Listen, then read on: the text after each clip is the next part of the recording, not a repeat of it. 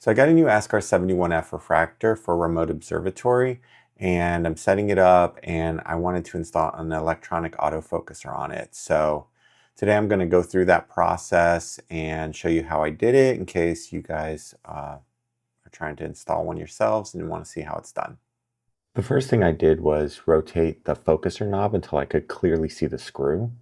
Then I took the hex key included with the kit and loosened the screw on the focuser knob. Mine was actually pretty tight, so I had to apply a little extra pressure at first to break it loose, but after that it unscrewed pretty easily and I was able to remove the knob. Once I removed it, there's a metal pin underneath that has a flat edge on one side. That flat edge is important because that's where I need to attach the coupler from the autofocuser. The autofocuser comes with multiple couplers designed for different size pins. A snug fit is going to give you the best connection and help the focuser move more smoothly and accurately. When tightening, make sure that that screw is sitting directly against the flat surface. That helps the autofocuser get a solid grip and allows the focuser to move smoothly and consistently as it's rotating. Make sure not to over tighten the screws. They only need to be snug against the pin. If you tighten them too much, you could damage the pin or the coupler, and it can actually make the focuser movement less smooth. Also, make sure to tighten the screws on both sides of the coupler. This ensures that the connection will be centered and secure on the pin, so the autofocuser moves more evenly and reliably. The next step was installing the mounting bracket on the autofocuser. This is where I ran into my first lesson learned during the install. It's pretty obvious that you can't install the bracket while the telescope is in the rings connected to the dovetail plate. So before starting, make sure to remove the telescope from the mounting rings first. It's not difficult to do, but you need to have that off so that you can install the bracket. Alright, now that the dovetail is out of the way, it's time to install the mounting bracket. For this step, I used the number 3 and 4 screw holes to loosely attach the bracket to the bottom of the telescope.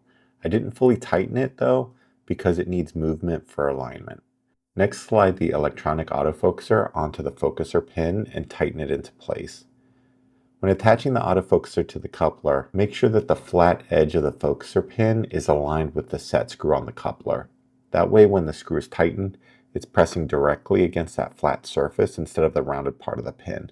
Don't forget to do the screw on the other side. That's important because it gives that autofocuser a secure connection and helps for smooth and reliable movement.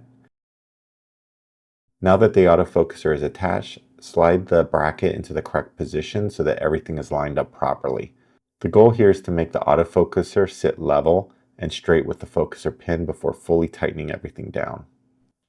I only hand tighten the screws here so I can make small adjustments and make sure the bracket was positioned exactly where I wanted it to be before tightening everything down. Once everything was snug, I went back over each of the screws one final time just to make sure everything was secure. At this point, the installation is complete, and as you can see, the process is pretty straightforward once everything's lined up correctly. Now the autofocuser is ready to use. Here you can see the electronic autofocuser fully installed and running through Nina. As the focuser moves, you can see it actually rotating the focuser knob and extending the telescope focuser automatically. I think this is going to be a really useful upgrade because it will provide me precise focusing during an imaging session. And for me, this is one step closer to getting the telescope ready for a remote observatory setup. I hope this video helped if you're planning to install an electronic autofocuser on the Askar 71F refractor.